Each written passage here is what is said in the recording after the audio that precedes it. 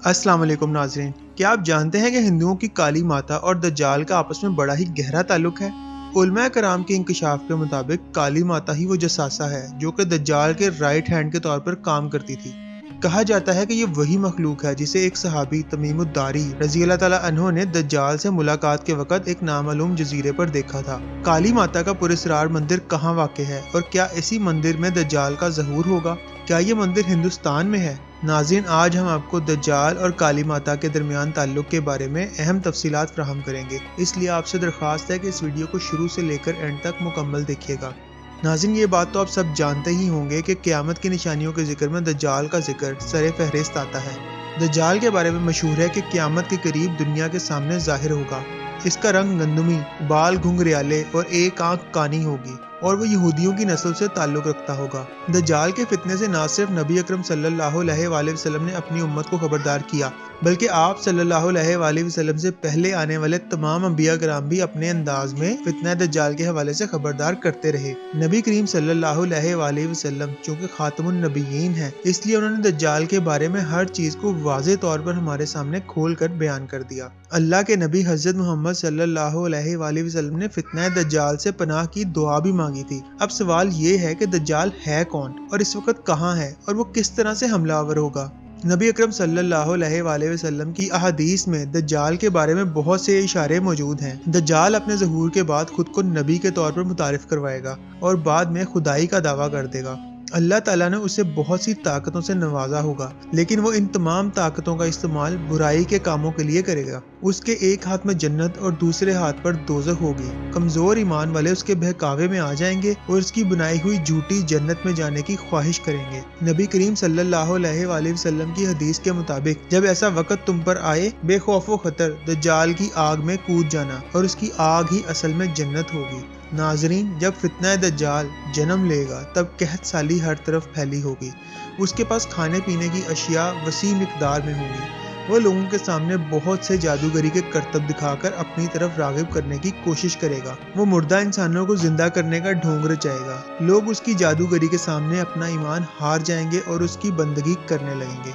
ऐसे लोग कमजोर ईमान और कमजोर अकीदे वाले होंगे। दोस्तों, एक सहाबी तमीमुद्दारी रज़ी अल्लाह ताला अन्हु की मुलाकात दज्जाल से हुई तो उन्होंने कबूल इस्लाम के बाद दज्जाल से मुलाकात का किस्सा नबी अकरम सल्लल्लाहु अलैहि वसल्लम को सुनाया।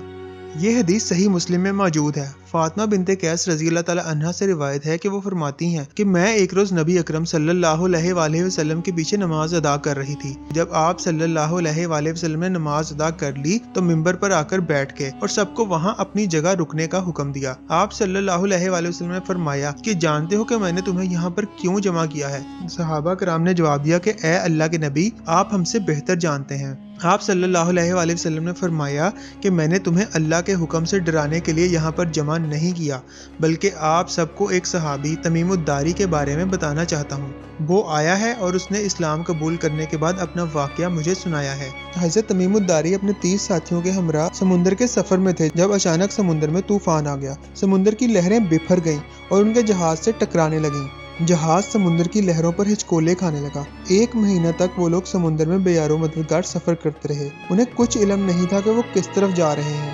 आखिरकार एक जजीरे के करीब पहुंचे और अपनी कश्तियों में अलग अलग सवार होकर जजीरे में दाखिल हो गए। तमीमुद्दारी को अपने साथियों के साथ एक अजीबो गरीब शख्स दिखाई दिया।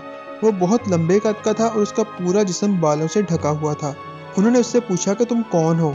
उसने बताया कि मेरा नाम जसासा है और आओ मैं तुम्हें अपने मालिक से मिलवाता हूँ। वो उन्हें एक मंदिर में ले गया।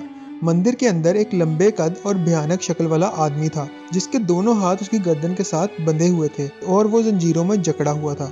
वो कहते हैं कि इससे पहले हमने इतनी बड़ी जिसामत का आदमी नहीं देखा था। तमीमुद्दारी और उनके साथियों ने हैरान होकर पूछा कि तुम कौन हो? जवाब देने की बजाय उसने उनसे ही सवाल पूछा कि तुम कौन हो? उन्होंने जवाब दिया कि हम अरब के बाशिंदे हैं और समुद्री तूफान की वजह से इस जजीरे पर आ गए हैं। उस शख्स ने पूछा कि मुझे बसान की खजूरों के दरख्तों की खबर दो। क्या उन दरख्तों पर अब भी खजूरें उगती हैं? हमने जवाब दिया, जी हाँ, उगती हैं। उसने कहा, खबरदार रहो, बहुत जल्द दरख्तों पर खजूरें आना बंद हो जाएंगी। फिर उसने पूछा कि क्या तिब्रिस्तान के दरिया में पानी मौजूद है? हमने जवाब दिया कि उसमें वाफिर मिकदार में पानी मौजूद है। اس نے کہا خبردار رہو، پانی بہت جلد خشک ہو جائے گا۔ اس کے بعد اس نے گولان کی پہاڑیوں کے بارے میں پوچھا اور حضرت محمد صلی اللہ علیہ وآلہ وسلم کے بارے میں پوچھا کہ پیغمبر اسلام محمد مصطفیٰ صلی اللہ علیہ وآلہ وسلم اس وقت کہاں ہیں؟ ہم نے کہا کہ وہ مکہ سے نکل کر مدینہ میں آباد ہو چکے ہیں۔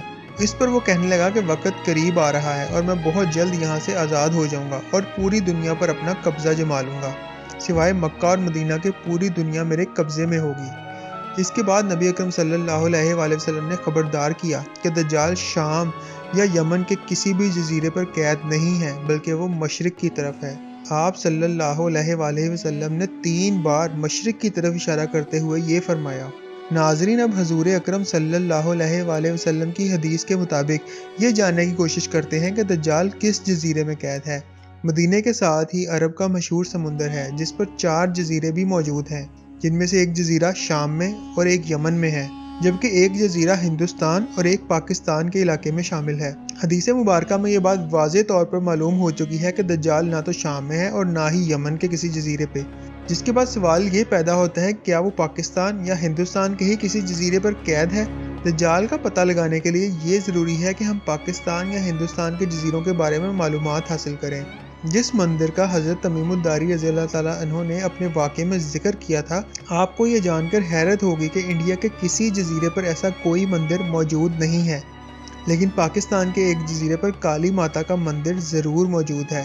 تاریخی روایت کے مطابق یہ مندر 2000 سال پرانا ہے۔ ہندو خود یہ تسلیم کرتے ہیں کہ کالی ماتا دنیا میں تباہی اور بربادی پھیلانے کا سبب بنتی تھی۔ اس کے جسم پر بھی جساسہ کی طرح بالوں کی بہت زیادہ تعداد تھی۔ دجال نے جو نشانیاں پوچھی تھی ان کے بارے میں ماہرین کا کہنا ہے کہ اب تک بہت سی نشانیاں رونما ہو چکی ہیں۔ بسان کی کھجوروں کے درخت اب خشک ہو رہے ہیں۔ پوری دنیا میں شہرت کا حامل یہ کھجوروں کا باغ اب خشک ہو رہا ہے۔ ماہرین کے مطابق طبرستان کے دریا میں پانی کی سطح پچھلے 100 سالوں میں اس وقت کم ترین سطح پر ہے۔ یہ دریا گولان کی پہاڑیوں سے پھوٹتا ہے۔ ان سب چیزوں کا تعلق بھی گولان کی پہاڑیوں سے ہی ہے۔ اب دلچسپ بات یہ ہے کہ مارچ سن 2017 میں امریکہ نے گولان کی پہاڑیاں اسرائیل کے حوالے کرنے کا معاہدہ کیا ہے۔ کیا یہ سب محض اتفاق ہے؟ نہیں، یہ سب قرب قیامت کی نشانیاں ہیں۔ ماہرین کے مطابق جو نشانیاں نبی اکرم صلی اللہ علیہ وآلہ وسلم کی احادیث سے ملتی ہیں وہ تقریباً پوری ہو چکی ہیں، اور دجال بھی یا تو شاید آزاد ہو چکا ہے یا پھر بہت جلد آزاد ہونے والا ہے۔ آپ سب اس بارے میں کیا کہتے ہیں؟ کمنٹس میں ضرور ہمیں اپنی رائے سے آگاہ کیجیے گا۔ اللہ تعالی ہم سب کو دجال اور شیطان کے تمام فتنوں سے اپنی حفاظت میں رکھے اور ہمارا خاتمہ بالایمان فرمائے، آمین۔ اس دعا کے ساتھ ہماری آج کی اس ویڈیو کا اختتام ہوتا ہے۔ انشاءاللہ بہت جلد آپ سے دوبارہ ملاقات ہوگی ایک نئی ویڈیو کے ساتھ۔ تب تک اپنا اور اپنے گرد و نواح کے تمام لوگوں کا بہت خیال رکھیے گا۔ اللہ حافظ۔